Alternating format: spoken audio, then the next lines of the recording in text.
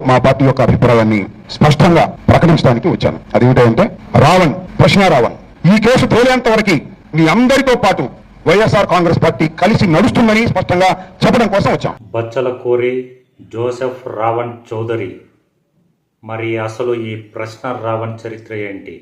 ఒక సాధారణ యూట్యూబర్పై ఏకంగా దేశద్రోహం లాంటి యూఏపీఏ చట్టం పెట్టాల్సిన పరిస్థితి ఎందుకు వచ్చింది? మొదట్లో అందరూ నాయకులను ప్రశ్నిస్తూ కరెక్ట్గానే వీడియోలు చేసిన ఈ వ్యక్తి ఆ తర్వాత ఎలా దారి తప్పాడు?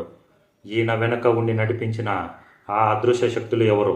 అరెస్టు తర్వాత ఫోన్ సీజ్ చేస్తే బయటపడ్డ ఆ 10 మంది అమ్మాయిల దందా ఏంటి?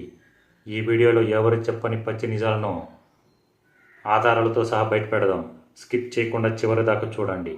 నిజానికి ప్రశ్న యూట్యూబ్ ఛానల్ మొదలుపెట్టిన కొత్తలో ఈ రావణ్ సమాజంలో జరిగే తప్పులను, అందరూ రాజకీయ నాయకులను ప్రశ్నించేవాడు. అంతా సజావుగానే సాగింది.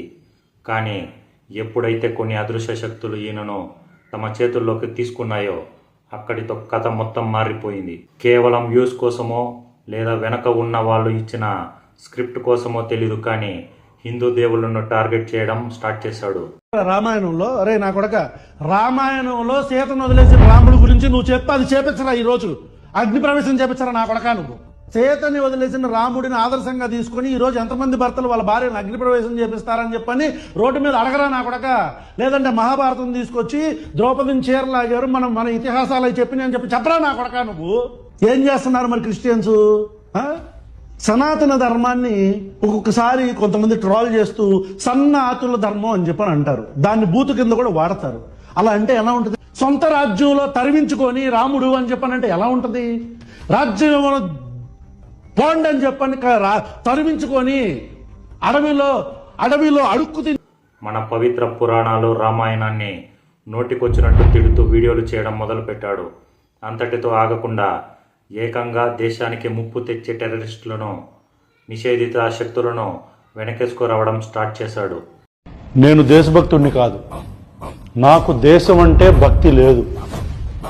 మీరు కరెక్ట్గానే ఉంటున్నారు. నాకు దేశం అంటే భక్తి లేదు, నేను దేశభక్తుడిని కాదు. మతాల మధ్య, ప్రాంతాల మధ్య చిచ్చులు పెడుతూ ప్రజల్లో విషం నింపడం మొదలుపెట్టాడు. ఒక సాధారణ ప్రశ్నించే గొంతుక సమాజాన్ని నాశనం చేసే ఒక టూల్గా మారిపోయింది. నేను దేశభక్తుడిని కాదు, నాకు దేశం అంటే భక్తి లేదు. మీరు కరెక్ట్గానే ఉంటున్నారు. నాకు దేశం అంటే భక్తి లేదు, నేను దేశభక్తుడిని కాదు. ఎందరో హిడ్మాలు, మరెందరో కేశవరావులు, రాగోలు, మిడ్కోలు, ఇలా వేరు వేరు పేర్లతో పుడుతూనే ఉంటారు. మళ్ళీ మళ్ళీ పోరాటం పుడుతూనే ఉంటుంది. యుద్ధం కొనసాగుతూనే ఉంటుంది. వీరులు మరణిస్తూనే ఉంటారు, తిరిగి పుడుతూనే ఉంటారు. ఉగ్రవాదికి మానవ హక్కులు ఉండవా అంటే ప్రతి ఒక్క మనిషికి మానవ హక్కులు ఉంటాయి. వాళ్ళు బతికే హక్కు ఉంటుంది. మనందరికీ తెలుసు నక్సల్బరీ మూవ్మెంట్ కావచ్చు, మావోయిజం కావచ్చు, మన దేశంలో ఎట్లా 1960 నుంచి ఎట్లా నక్సల్బరీ అప్రైజింగ్ ఎట్లా జరిగింది అని ప్రభుత్వానితో సిస్టంతో డిఫర్ అయ్యి ఆయుధం పట్టి ప్రాణాలు కూడా వదిలేసిన ప్రతి ఒక్క అమరవీరుడికి ఈ ఎర్రకండువ అంకితం చేస్తూ జస్ట్ ట్రిబ్యూట్ అంతే. ఇక ఒకానొక స్టేజ్ మీద అయితే ఈ రావణ్ పూర్తిగా నోరు పారేసుకున్నాడు.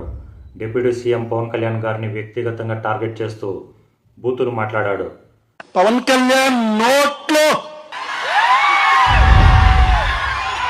అంతటితో ఆగకుండా ఏకంగా ఏపీ ప్రభుత్వాన్ని అస్థిరపరచడానికి కుట్రలు చేస్తూ 2029లో మా ప్రభుత్వమే వస్తుంది అంటూ ఓపెన్గా స్టేట్మెంట్ ఇచ్చాడు. రే రాధా మనోహర్ దాస్ కొడక్కా దొరుకుతావు. నువ్వు మతాల మధ్యలో చిచ్చు పడుతున్నావు.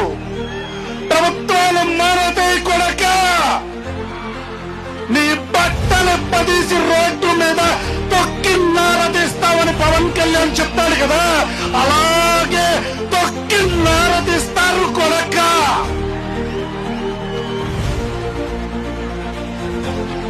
2029 గుర్తుగా పెట్టుకోబ్బే. 2029. ఇప్పుడు ప్రజలారా, మీరే ఆలోచించండి. ఒక సాధారణ యూట్యూబర్ వెనుక ఎవరు ఉండి ప్రోత్సహిస్తే ఏకంగా 2029లో మా ప్రభుత్వమే అధికారంలోకి వస్తుంది అని అంత ధీమాగా చెప్తాడు. ప్రభుత్వాలను పడగొట్టే కుట్రలు చేయడం, ప్రజల్లో విషం నింపడం లాంటివి చూసాకే కూటమి ప్రభుత్వం రంగంలోకి దిగింది. యూఏపీఏ చట్టం కింద ఈయనను అరెస్ట్ చేసి జైలుకు పంపింది. మత విద్వేషాలు ఎవరు రెచ్చగొడుతున్నారు? వర్గాలను ఎవరు రెచ్చగొడుతున్నారు? హిందూయిజం బొక్క. నేను అంటున్నా హిందూ మతం అంత దుర్మార్గమైన మతం ఇంకోటి లేదు. సనాతన ధర్మాన్ని ఒక్కొక్కసారి కొంతమంది ట్రోల్ చేస్తూ సన్నాతుల ధర్మం అని చెప్పని అంటారు. దాన్ని బూతు కింద కూడా వాడతారు. రావణుడికి మీకేం సంబంధం? మీరెందుకు రావణ్తో ఆర్గ్యూ చేస్తున్నారు? చేస్తాం. జగన్మోహన్ రెడ్డి గారిని ఎయిర్పోర్ట్ దగ్గర రావణ్కు సంబంధించినటువంటి ఒక టీం, ఒక లేడీ వెళ్ళి జగన్మోహన్ రెడ్డి గారిని అడిగింది. ఆమె ఇప్పుడు గమన్ అనుకుంటా అడిగింది, సార్ మీ సహాయం కావాలంటే అమ్మ నేను లీగల్ ఎయిడ్ ఇస్తానని చెప్పాడు. జగన్మోహన్ రెడ్డి గారి నాయకత్వంలో లీగల్ ఎయిడ్ ఇస్తాం. లీగల్ ఎయిడ్ అంటే ఏంటి? కోర్టులో వాదించుతాం వాళ్ళ తరపున. అందువల్ల మేము రావణ్కి అండగా ఉంటాం. అడిగాడు, ఉంటాం. ఇంకా అడిగితే ఇంకా ఉంటాం. అయితే అసలు ట్విస్ట్ ఇక్కడే ఉంది. రావణను అరెస్టు చేశాక పోలీసులు అతన్ని ఫోన్ స్వాధీనం చేసుకుని లోతుగా ఎంక్వైరీ చేశారు. ఈ విచారణలో మైండ్ బ్లాక్ అయ్యే నిజాలు బయటపడ్డాయి. బయట సమాజం నీతులు అని మాట్లాడే ఈ యూట్యూబర్కు ఏకంగా 10 మంది అమ్మాయిలతో అక్రమ సంబంధాలు ఉన్నట్లు ఫోన్ డేటా ద్వారా తెలుస్తోంది. ఆ అమ్మాయిలను పిలిపించి ఇంకా విచారిస్తున్నారు.